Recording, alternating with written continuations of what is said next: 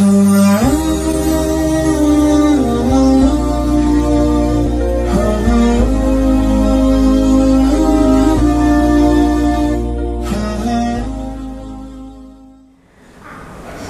dengan hari Jumat niku, di hari Jumat itu kita disunahkan untuk membaca surat-surat tertentu ya. Monggo nanti yang mudah yang mana, khususnya bagi jamaah yang sudah bisa membaca Al-Quran, disunahkan, dianjurkan membaca surat-surat tertentu seperti misalkan surat Yasin, surat Ad-Dukhan, surat As-Sajdah, dan surah Al-Muluk serta surah Al-Kahfi. Sampai di sini Imam Al-Ghazali rahimahullah ta'ala menyatakan wala tada' qira'at hadhihi surah atau hadhihi as-suwar fi lailatul jum'ah wa fiha fadlun katsirun. Maka sebisa mungkin kamu wahai seorang muslim jangan meninggalkan untuk membaca surat-surat ini, khususnya malam Jumat atau Jumat malam ya, lailatul jum'ah, di malam Jumat, maksudnya Jumat malam.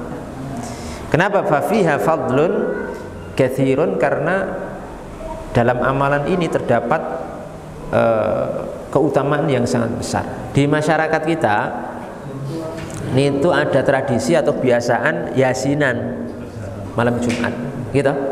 Yasinan malam Jumat atau Jumat malam gitu.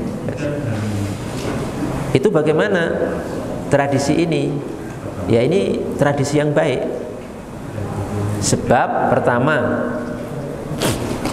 Allah Subhanahu wa taala dan Nabi kita Muhammad sallallahu alaihi wasallam itu kan memerintahkan untuk membaca Al-Qur'an gitu. Banyak hadis-hadisnya nih. Ayatnya juga banyak.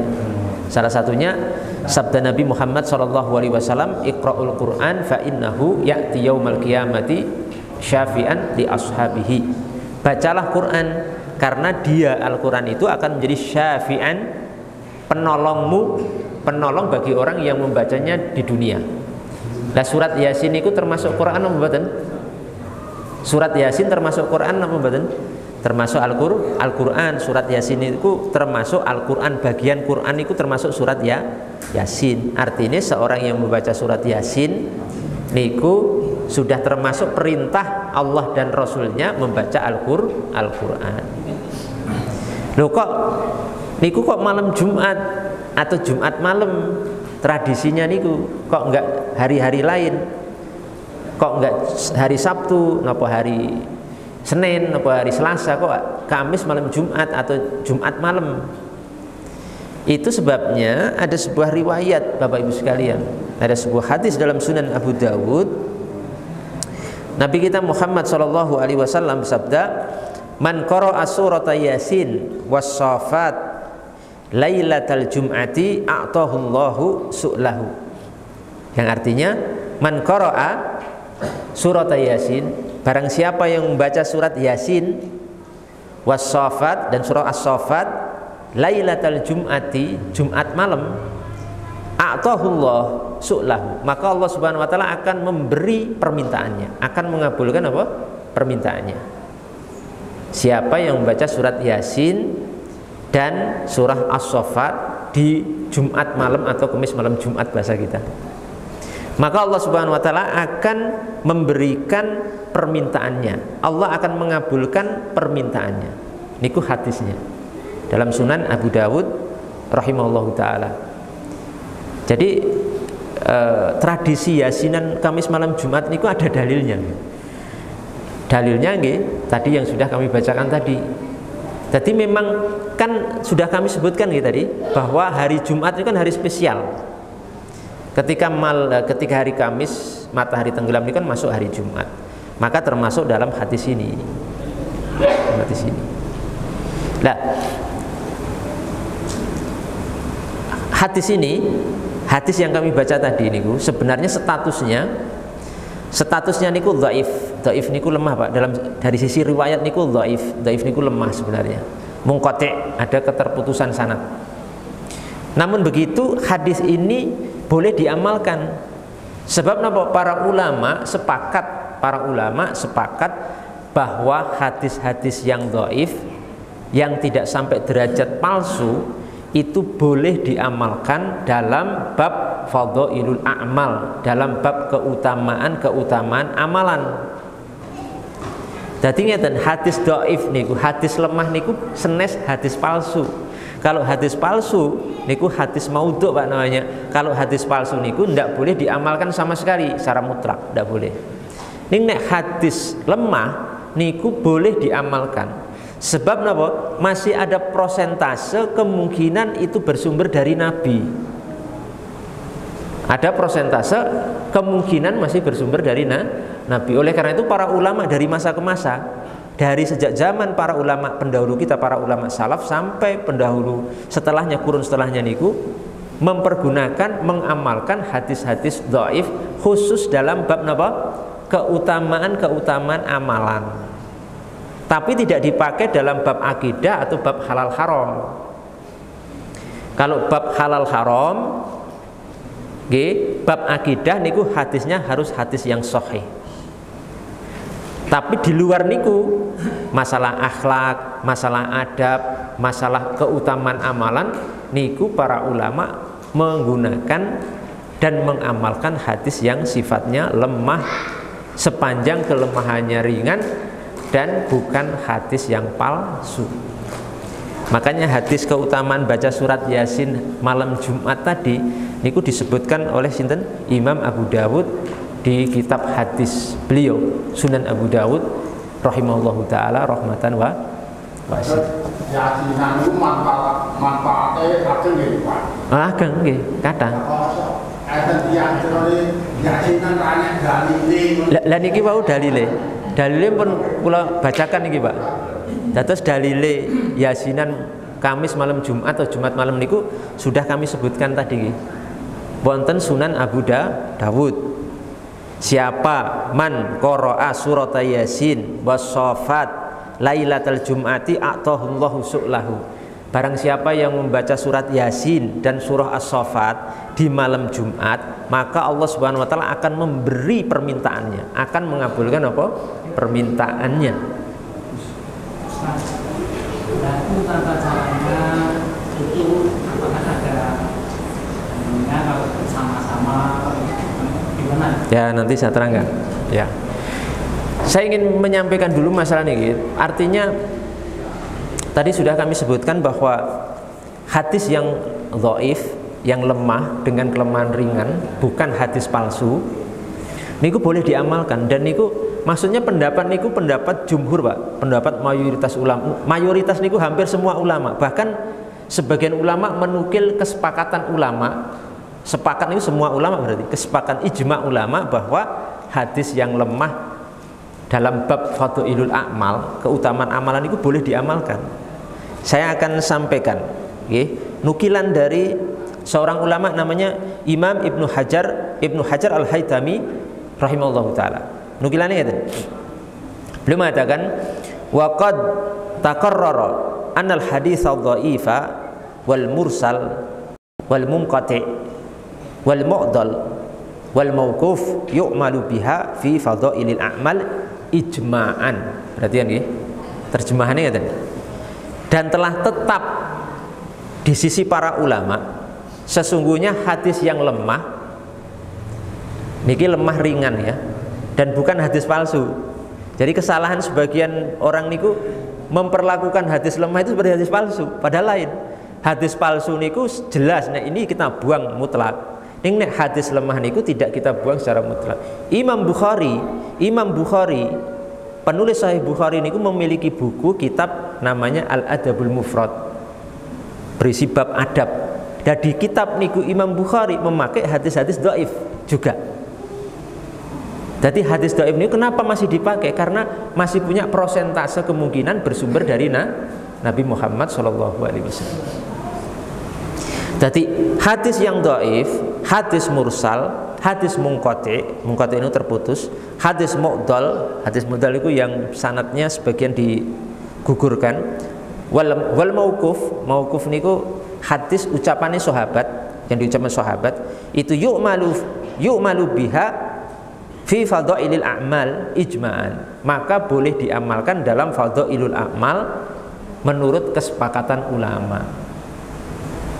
Kesepakatan ulama loh, ini senes dari saya, Pak. Tapi kesepakatan ulama niku sepakat bahwa hadis yang dhaif dengan dengan kelemahan yang ringan, bukan hadis palsu, boleh diamalkan dalam apa?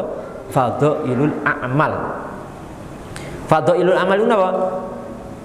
Yang isinya hadis itu menerangkan keutamaan amalan-amalan tertentu. Kalau kamu baca ini pahalanya sekian, kalau kamu infak begini nanti dapat ini, kalau kamu begini nanti begini. Itu namanya fadhailul a'mal. Ini menurut kesepakatan ulama. Jadi tidak benar pendapat yang menyatakan bahwa semua hadis yang lemah itu mesti ditolak secara mutlak. Nggak bisa, Pak. Karena hadis lemah niku bukan hadis palsu. Nek hadis palsu niku dibuat orang. Itu jelas. Ini hadis lemah niku hanya lemah dari sisi periwayatan, tapi masih punya persentase kemungkinan itu bersumber dari Nabi Muhammad SAW. Ngaten lho. Ya. Lah.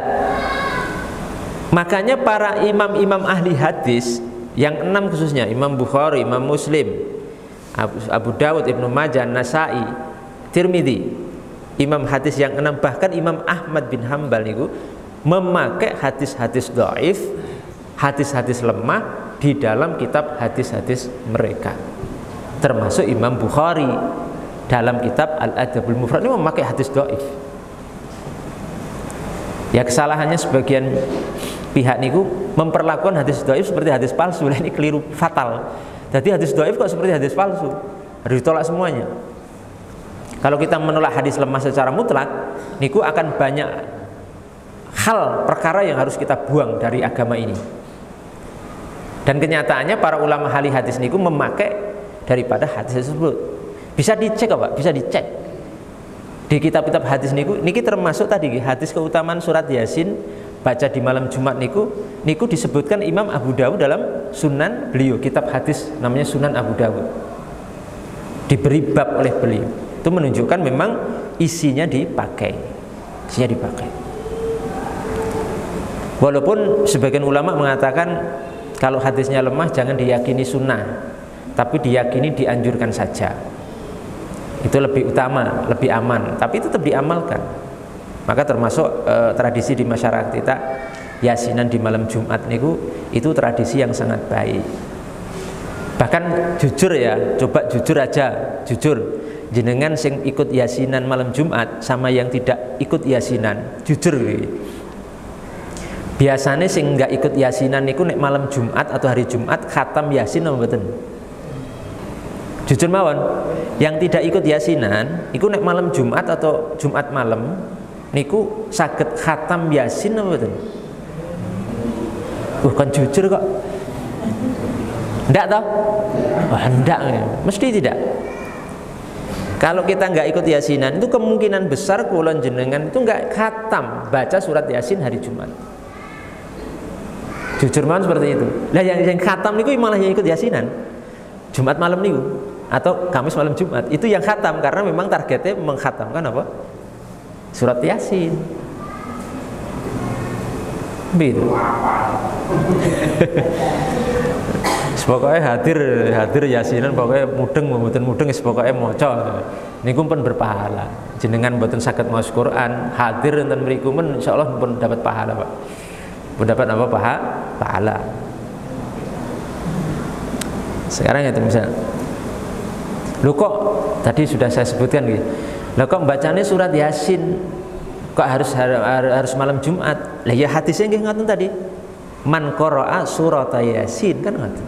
Siapa yang membaca surat Yasin kapan? Lailatul Jum'ah, hari malam Jumat. Kan itu hadisnya ngomong ngoten. Surat Yasin malam Jumat karena dipilih oleh Nabi surat Yasin.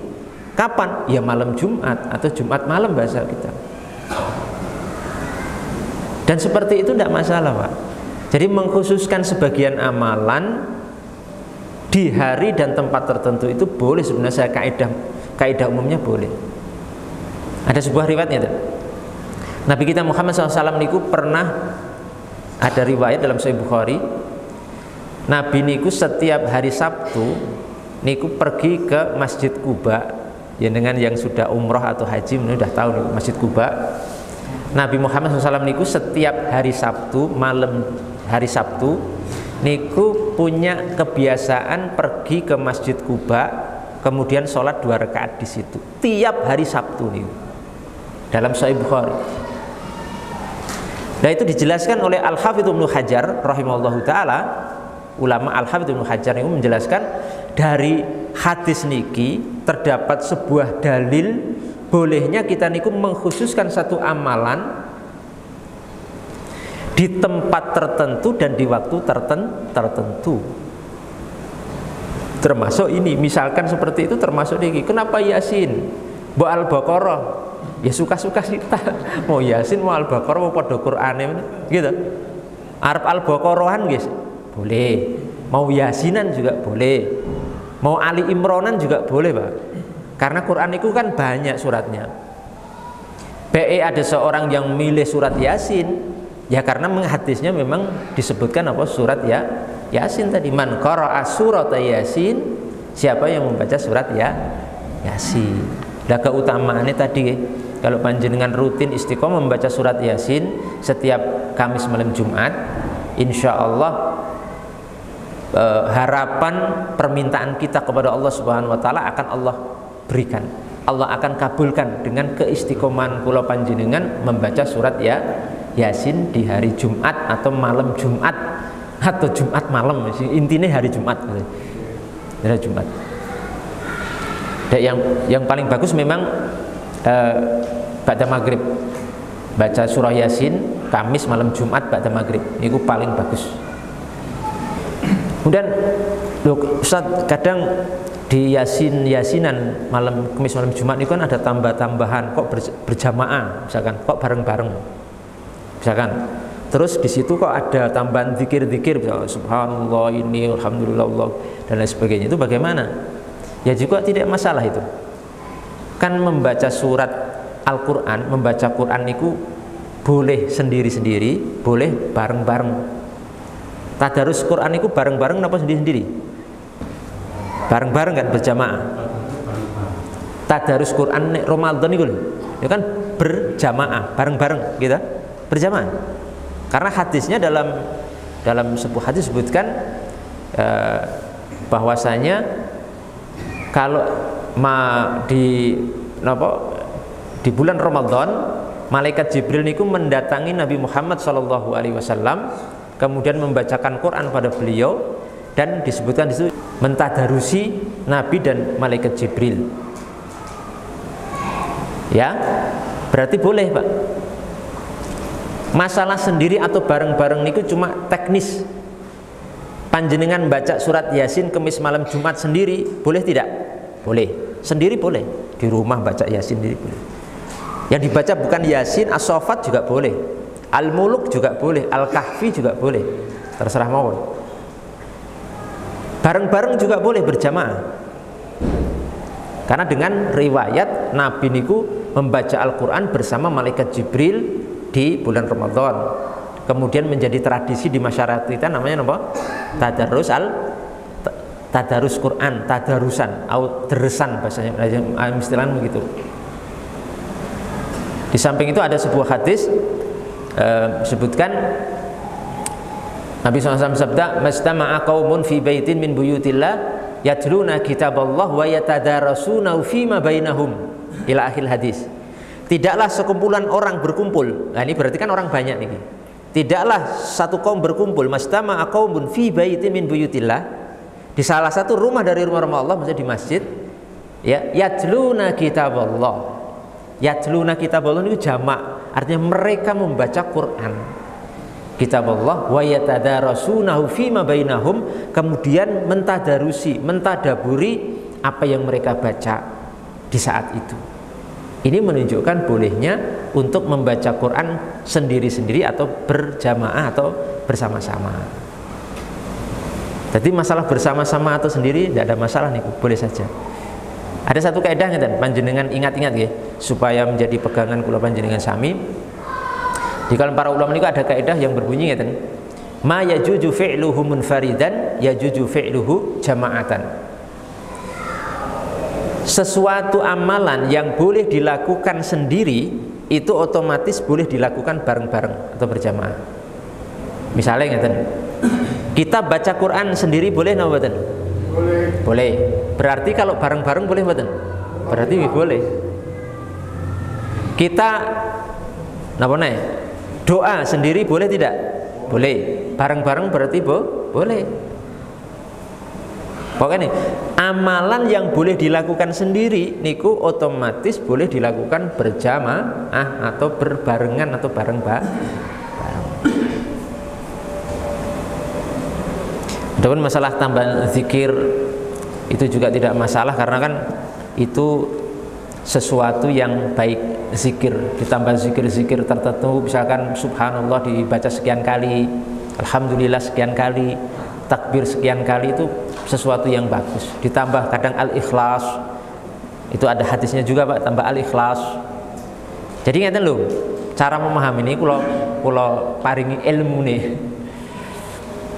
Ibadah niku ada dua, ada ibadah mahdhah, ada ghairu mahdhah. Ibadah mahdhah niku napa? Ibadah mahdhah niku ibadah yang tata caranya sudah tertentu, nggak boleh diotak-atik. Seperti sholat maghrib pun pakem niku 3 rakaat bacaane ini kaifiyate tata caranya seperti ini.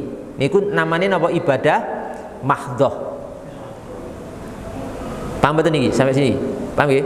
Lah, enten ibadah yang namanya ghairu mahdhah. Ghairu mahdhah niku ibadah yang belum ditentukan Allah Subhanahu wa taala dan Nabi kita Muhammad SAW tata caranya. Seperti misalkan baca Quran, berzikir.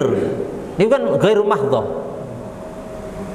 Baca Quran itu nggak ada tata cara. Kamu harus duduk di masjid madhep mulon sendiri, nggak ada Pak. Cuma Nabi Allah Subhanahu wa taala merintah bacalah Quran tok gitu tok. Nggak ditentukan tata caranya. Harus sendiri, nggak boleh berjamaah, nggak ada ketentuan seperti itu. Betul itu. Zikir, kamu nek zikir harus begini, duduk di gini, harus sendiri, nggak ada.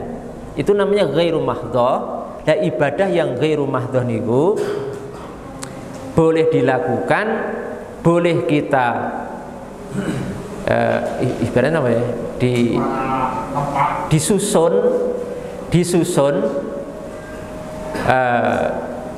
dibuat, disusun, dilakukan sesuai dengan ijtihad para ulama. Makanya ada sebuah riwayat, ada namanya ulama namanya Ibnu Taimiyah. Ibnu Taimiyah niku, Syekh Ibnu Taimiyah niku setelah azan subuh menunggu iqomat niku zikir Pak. Zikirnya buat sendiri. Kenapa? Ya Hayyu ya Qayyum la ilaha illa anta. Ya Hayyu ya Qayyum la ilaha illa anta.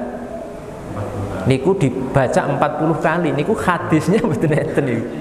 Ambok digoleki sampai kiamat niku hadisnya mboten enten. Gawe dhewe niku nggih Syekh Ibnu Taimiyah.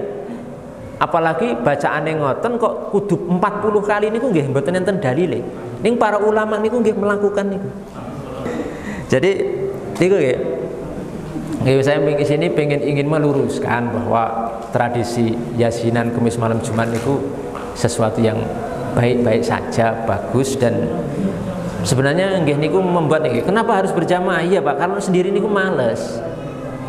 Sampean baca surat Yasin sendiri kemungkinan besar mboten khatam nih. Dan di tempat saya niku amaliyah ini, tradisi niku berjalan sudah cukup lama gitu. Setiap Kamis malam Jumat melakukan yasinan berjamaah, dan masya Allah itu fadilahnya sangat besar sebagaimana disebutkan sinten oleh Imam Al-Ghazali rahimahullah taala. Fafiha fadlun katsir. Di dalamnya ini terdapat keutamaan yang sangat besar. Misalkan panjenengan ngeten, "Oh, saya nggak mau yasinan. Saya nggak mau yasinan Kamis malam Jumat, saya nggak ikut, pokoknya saya nggak mau." Ya enggak apa-apa. Itu kan pilihan pendapat nih. Betul masalah. Yang mau tidak yasinan ya silahkan. Tapi cukup misalkan kita nggak mau yasinan, cukup untuk diri sendiri, tidak boleh menyesatkan yang yasinan Kamis malam Jumat. Karena niku nggak ada dalilnya, tadi sudah saya sebutkan. Dan niku ada ada keterangan para ulama besar di zaman niku yang memang kredibel dan punya kapasitas, kapabilitas untuk berbicara dan menyimpulkan sebuah hukum. Jadi sudah tepat, maksudnya dalil sudah ada, keterangan ulama yang kredibel juga sudah ada. Jadi misalkan kita nggak yasinan, cukup menghormati yang yasinan, cukup ngaten mawon. Yang yasinan nggak usah maksa, yang ora pengen yasinan ya biar jarne wae ini. Insya Allah rukun, kayu rukun enak, gitu. Pengen rukun apa betul? Rukun mawon. Itu masalah-masalah khilafiyah istihadiyah yang sangat ringan, masalah-masalah sepele yang tidak boleh kita jadikan masalah di antara umat Islam untuk saling bertengkar, untuk saling bermusuhan. Dan tadi ada tambahan ya. Al-Imam Al-Manawi, saya tadi sempat membaca Al-Imam Al-Manawi dalam Faidul Qadir niku bahkan menyebutkan gini, kekeliruan seseorang yang memahami ngeten bahwa hari Jumat itu yang disunahkan cuma surah Al-Kahfi. Kalau surah Yasin nggak disunahkan, nggak dianjurkan. Ini tidak tepat. Disebutkan oleh Imam Al-Manawi dalam Faidul Qadir. Faidul Qadir niku kitab syarah Al-Jami' As-Shaghir. Karena apa? Karena memang dalam surah Al-Kahfi memang ada dalilnya juga. Monggo diamalkan, baca surah Al-Kahfi sekalian mawon. Surah Al-Kahfi ya dibaca, Yasin juga dibaca, kan semakin bagus. Tambah As-Saffat, tambah monggo As-Saffat, tambah surah Ad-Dukhan, tambah surah As-Sajdah, tambah surah Al-Muluk. Tambah bagus lagi kan?